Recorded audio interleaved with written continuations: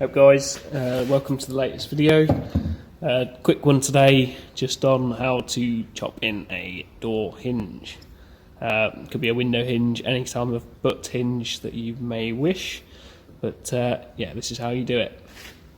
So on a standard door, I'd be looking to go 4.5 inches down from the top of the door to the hinge, and 9 inches up from the bottom to the bottom of the hinge.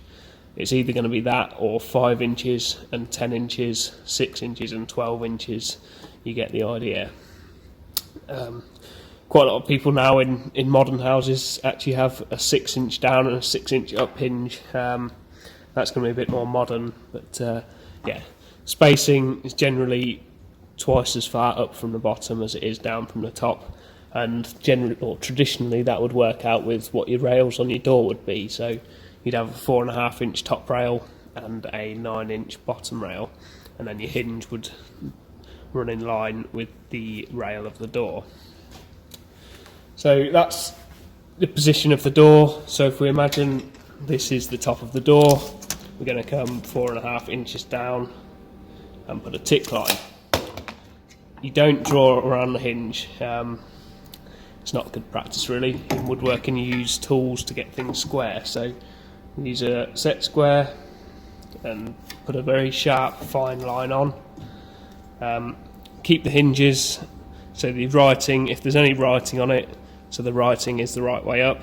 If the writing's done sideways, I'd generally keep the open leaf on the frame side and the fixed leaf on the door, because I'd always chop the frame side in a couple of mil deeper, and it means you can just never see, if that was the door and you didn't chop it in deep enough, you don't see that little bit of metal on the frame side, because it's always going to be a bit deeper. It's always going to sit like that. It just looks a little bit better. But if there's writing on the hinge like this, always keep it so that is the right way up, otherwise people will think it's been fitted wrong. So top of the door, writing, it's got to go that way up. Just line that up tight on that line and tick another line on the other end of the hinge. Again, square that over with a nice sharp fine line. Squared the wrong line there, but hold on, there it was. We'll work off this line here, because my bit of wood's not very big. If I do it there, it's quite near this rough bit of end grain, so we'll go between these two lines here. Yeah. So then you want a marking gauge.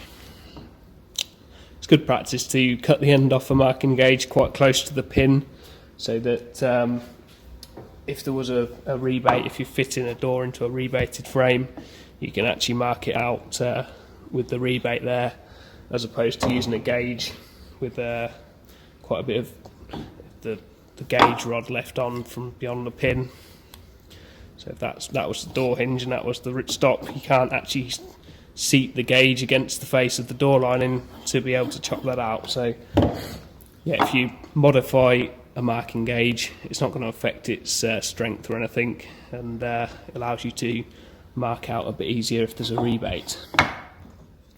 So what I would do is set the hinge depth. If there's any sort of requirement for the door to stand out away from the frame to go over a brick wall or something like that, I'd look for the minimum amount you could get away with against the holes of the door where the holes are. So you want some timber left for that screw to bite into, but if you wanted to get the absolute maximum standoff from the door, then I'd come in a bit from the edge of that plate. But generally I'd set it so whichever way around you have the hinge, you're going to go in the full depth of that hinge leaf.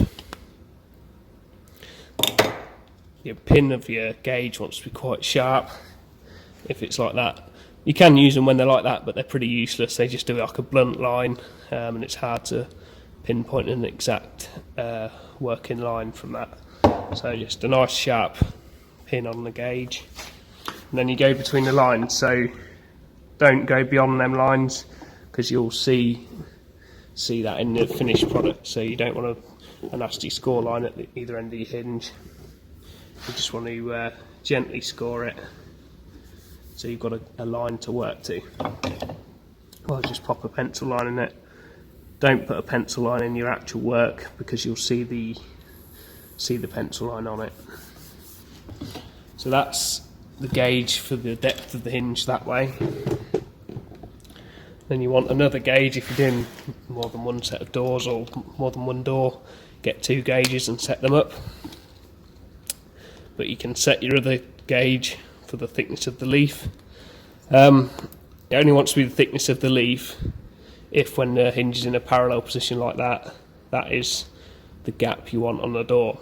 Otherwise, you're going to have to look at what gap you want on the door. If that was too tight, you'd want to bring that gauge so it didn't chop in the full depth of the leaf and left you a bigger gap on the door. So it's going to be somewhere there, just so it's not quite full depth of that leaf of that hinge. If you want to make a minor adjustment, if you leave that just done lightly up and tap the end of the gauge, you can add a bit to it, or you can take a bit away, tapping the other end. It just taps the rod through the gauge, and you can make minor adjustments without having to keep undoing it and redoing it. So that's about where I want to be chopping mine into. Just tick them lines over the corner, and then you can gauge them on the front of the door. Again, just a nice light, you don't want to go too heavy with that light line there. Open the camera so you can see it.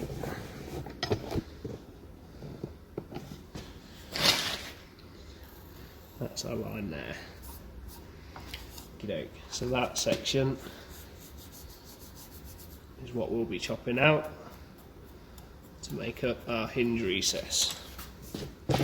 So before you do any cutting with anything like a chisel or anything woodworking based, before you cut anything out the middle, why this thing work?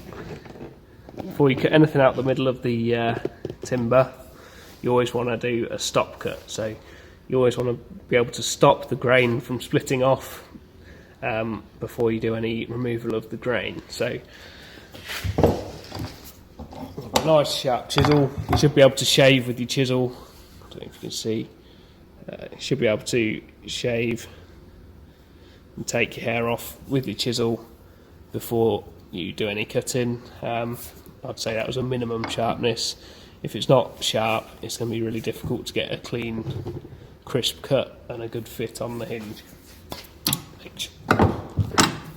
So I would just go in dead on the line with a very gentle tap, and I'd do that at a slight angle. So that would be the angle of the back edge of the chisel, that would be straight with the face of the chisel. I'd go halfway between that so it cuts straight down, and just put almost just an indent into the timber for the chisel to sit into. Same at the other end.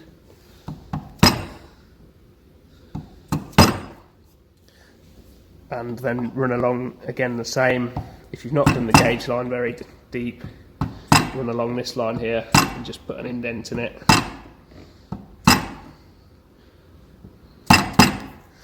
For your chisel to sit in. Then you can come in from that line and put a decent stop line for any grain that's going to be running off from your housing out.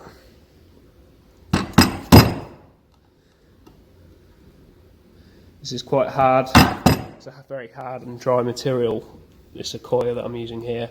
So if you're doing it in something like a softwood or whitewood door lining, then just be careful you don't go too deep when you're hitting them lines in. So now I would just travel along like this and do a series of notches, and all that's going to do is break the grain up so it's easy to remove the material from the centre of the hinge. You don't want to be going lower than this baseline here with these cuts.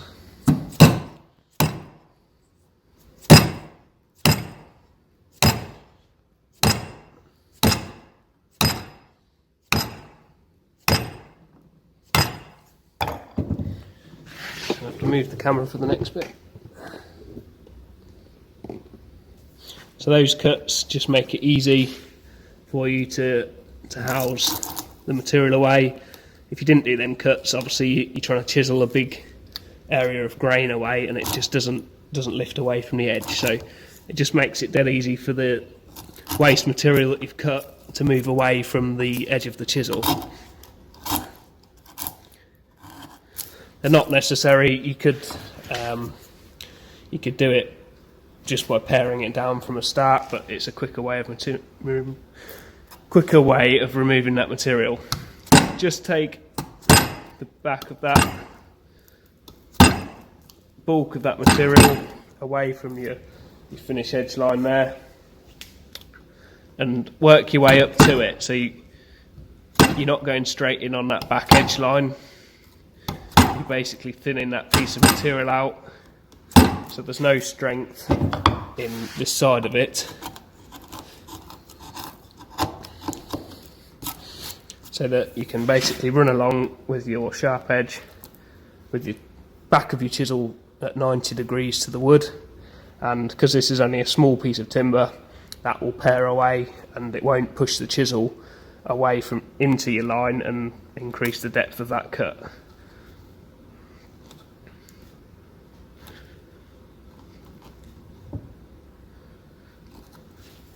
So that's the back edge of the housing cut. Whenever you're removing any material with a chisel, you want to be cutting the wood fibres. So you want to go right through to your cuts on both edges and no further. So that should just fall away. What you shouldn't be doing is pushing it up to that edge and then turning the chisel so that it's ripping the fibres. You want to cut everything. So the same applies to this line. You've got no strength in this piece of material here, so you can cut straight down at 90 degrees with the back of the chisel, and it won't affect the line that you've marked.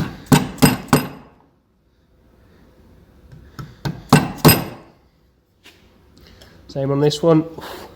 Because you've got a line you put in earlier, you can feel the chisel just fall into that line and make the cut.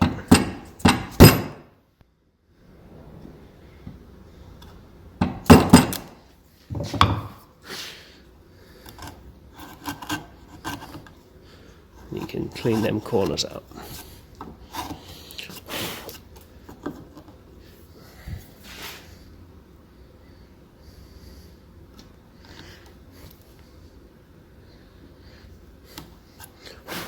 Okay, so we've got a roughed out hinge now that's the right dimensions.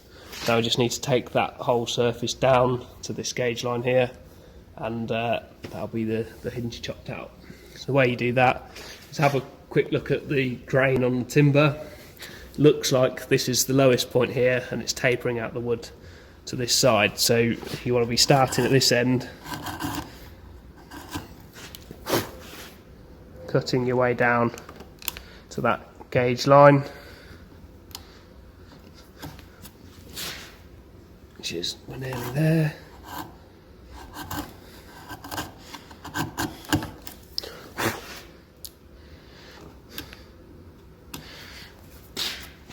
And then working your way along the piece of timber. The reason you work this way with the grain is so that it doesn't run off into your cut and go deeper than it needs to be.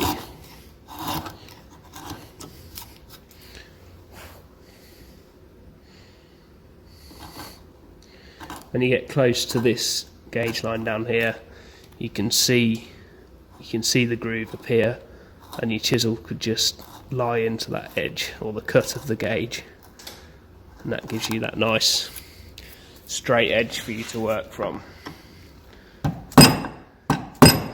Again, if you see any material not cut, make sure that you cut to your stop lines and don't try and force the material out, so you're not ripping the wood out, you're cutting it. Then it's just a case of transferring that line at a straight angle back through the piece of timber.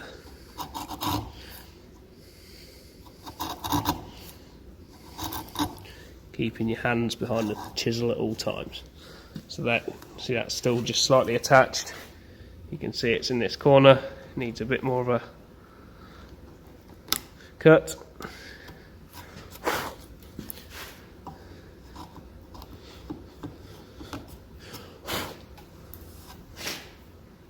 That looks pretty good to me. There's a tiny bit there. You can use the edge of your chisel on that face just to see if it's flat. But if you've not dropped your edge of your chisel in that gauge line and kept the same angle running over the timber, you should have a pretty straight hinge housing down to depth. I think this was the hinge I was using. Then it should just pop into the hinge hole. I mean, that's pretty tight for what I've done there. I think that would go, but if it's slightly tight, which is better than anything, don't force it. You come to one end of the housing, not quite gone to the line there, you just chisel cut a tiny bit of timber away.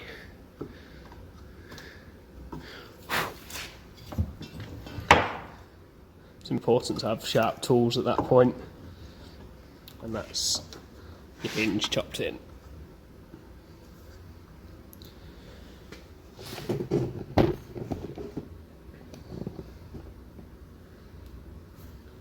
So at this point I'd just drill 2 screws. So I'd look to drill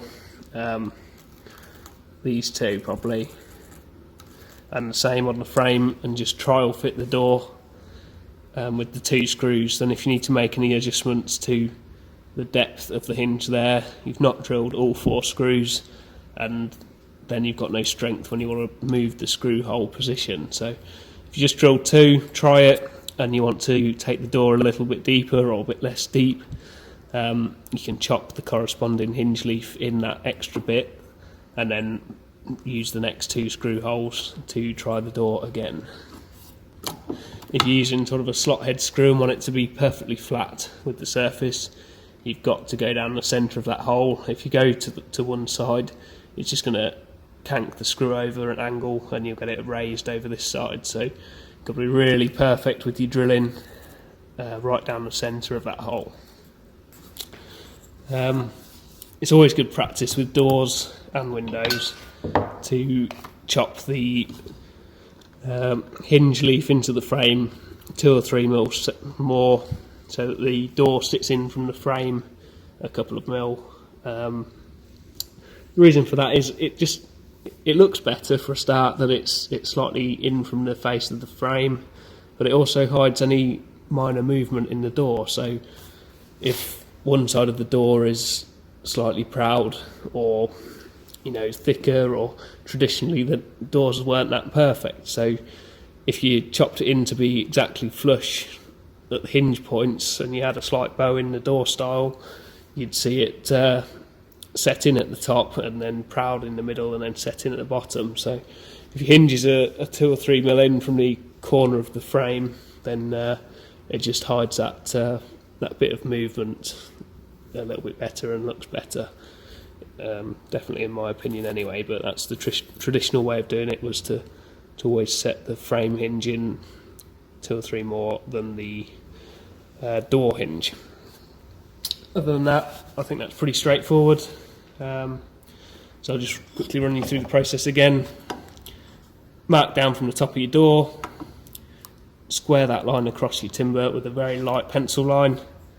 Use the hinge you're going to use and tick an exact line using the centre of the pencil line to the other end of the hinge. Square that line across, then the gauges you've set up for your depth, run them through. Basically score them pencil lines with a chisel, cut in from them, remove your waste, work to them pencil lines when you've got the waste very close to them, so it's not going to push them over at all, and then that's your hinge chopped in. It doesn't take long at all. One other thing just to mention, you chop the hinges into the door first, and then put the door in position in the frame with the adequate gap at the top, and then without the hinge on the door, I would tick the housings over that. So you've chopped this housing out for this hinge. Before you screw the door hinge actually onto the door, put it in the frame, get the correct gap at the top, and then tick the housings over to the frame, and that gives you the position for the hinge onto the frame. And you can then chop the hinges into the frame, and I'd always chop them in a couple of mil deeper, like I said before. So if you're going to do a lot of these doors in a run, really you want 3 gauges set up. So 1 gauge for your doors, 1 gauge for your frames for the depth of the leaf, and then another gauge to give you that housing depth for the gap on the door. Hope you've enjoyed the video, and click that subscribe button for more joinery based stuff.